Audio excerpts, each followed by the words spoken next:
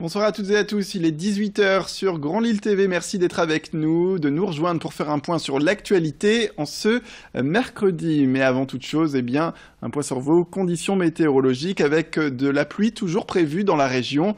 Depuis cette nuit, les averses sont présentes dans le nord et le Pas-de-Calais, que ce soit du littoral jusqu'à la métropole lilloise, avec parfois même quelques flocons de neige qui devraient arriver dans la journée de jeudi, puisque les températures chutent largement. Seulement 6 à 8 degrés constatés pour les maximales en ce mercredi et ça va aller de mal en pis. Alors pour ce qui est de la météo, vous allez bien sûr retrouver toutes vos prévisions à la fin de cette édition avec la chaîne Météo. Les titres et les températures chutent, comme on le disait, et le confort dans les habitations devient primordial. On vous parle ainsi de la lutte contre les logements humides, notamment à Mont-Saint-Barreul, où plusieurs appartements sociaux du bailleur Parthénor sont, selon les locataires, en proie à d'importantes moisissures. Dans certains logements, selon les habitants, l'air est tellement humide qu'il en devient parfois irrespirable. Sur les murs, vous l'avez vu, l'eau dégouline et provoque même des taches de décomposition. Par endroits, la peinture s'écaille même et des pans de tapisserie se décollent. Pour ces résidents excédés par ces conditions de vie, la responsabilité du bailleur Parthénor est clairement engagée. Écoutez plutôt leur témoignage au micro de Brieux-Gorchy. J'aimerais que Parthénor déjà prenne contact avec moi, qu'on trouve une solution ensemble, et au plus vite surtout. Parce que je vous dis, moi niveau santé, ça fait 1 mois que je traîne ma bronchite. Mon fils, asthmatique, donc il est vraiment grand temps qu'on boucle cette histoire et que les choses soient faites, quoi, vraiment plus vite. La solution, ça serait que Parthénor, il bouge pour faire les choses correctement, ou soit me faire déménager, quoi.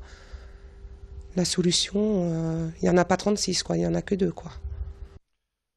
Contacté par nos soins, le directeur d'agence de Parthénor s'est rendu hier sur place pour constater les dégâts et un de leurs prestataires devrait prochainement établir un diagnostic de la situation afin de réaliser les travaux nécessaires. Et puis, dans cette édition, on vous parle d'une boutique qui vend uniquement des donuts. Elle a ouvert ses portes il y a quelques semaines à Lille, rue Esquermoise. L'enseigne Hill Donuts vient de Belgique, avis aux amateurs de ces beignets que Homer Simpson, cette star des dessins animés, convoite plus globalement. Les co-gérants produisent donc avec l'aide de 12 ouvriers 4000 donuts par jour dans leurs ateliers en Belgique pour la boutique lilloise, avec d'ores et déjà quelques 2000 donuts par jour vendus à Lille, alors que la boutique a ouvert il y a seulement 1 semaine. Et face au succès, une autre boutique Hills Donuts devrait ouvrir. Normalement, elle devrait s'implanter rue Féderbe, toujours à Lille. Céline Huret est allée découvrir ce palais du beignet et a tendu le micro aux jeunes entrepreneurs. Celui le plus vendu, c'est ici le goût caramel avec des copeaux de cacahuètes. Ensuite, on a ici le Donuts Nature au Smarties. Ensuite, celui-ci, le Donuts Schtroumpf, avec un petit bonbon Schtroumpf. Et ici, le Donuts Framboise Mini pour les enfants. Voilà. Ici, vous avez 4 goûts principaux parmi les plus vendus. Ce qui plaît beaucoup, c'est les donuts pour enfants. Donc, ce qui est mignon, ce qui est Schtroumpf, ce qui est mini, ce qui est Cars. Donc, tout ça, ça plaît beaucoup. Surtout qu'on met des petites étiquettes là-dessus. Voilà, comme ceci. Et alors, ça marche bien chez les enfants. Voilà pour cette enseigne qui vient d'ouvrir à Lille, cette enseigne de donuts. Et puis, on reste à Lille depuis lundi et jusqu'à ce jeudi, des créateurs de la région exposent dans le hall de la gare Lille-Flandre. C'est le fruit d'un partenariat signé entre la SNCF et la structure Maison de Mode pour permettre la rencontre entre les usagers de la gare et ces fameux créateurs régionaux qui proposent du prêt-à-porter, mais aussi des accessoires, des bijoux et même de la porcelaine, un événement qui s'inscrit donc dans la durée puisque de nouvelles éditions devraient arriver dans les prochains mois, toujours dans le hall de la gare, pour montrer que les marques de créateurs s'adressent à tous. Place aux informations concernant l'événement avec cette interview de Lucie Wattelcol, la chargée de communication de la structure Maison de Mode. Elle était au micro d'Idil Gunaï.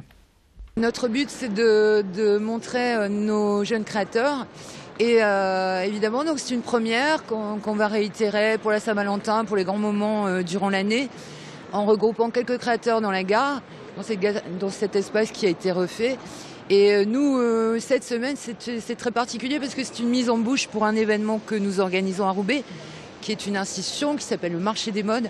Et là, on aura une centaine de créateurs, dont Marine et Suzy, qui seront regroupés pendant 3 jours dans 2 lieux à Roubaix. Voilà, donc c'est une avant-première et ça nous permet effectivement de parler à ce public de la gare de cet événement ce week-end.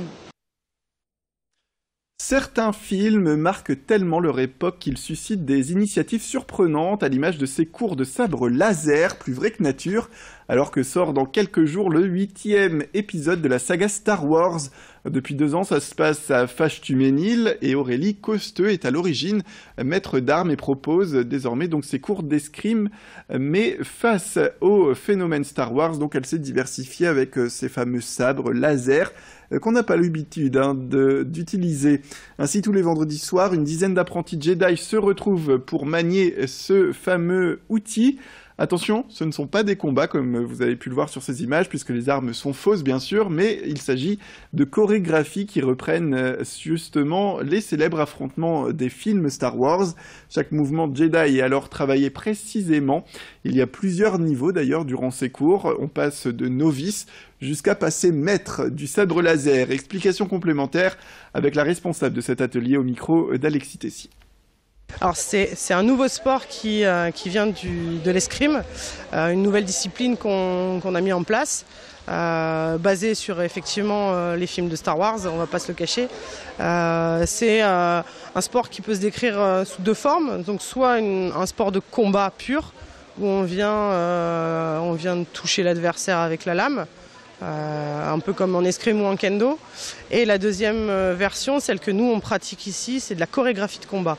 Donc en gros c'est plus safe dans le sens où on n'a pas de contact. C'est des combats qui sont travaillés, millimétrés, où il n'y a pas de surprise. Le but étant de faire quelque chose de plus réaliste possible avec les techniques qu'on apprend tout au long de l'année.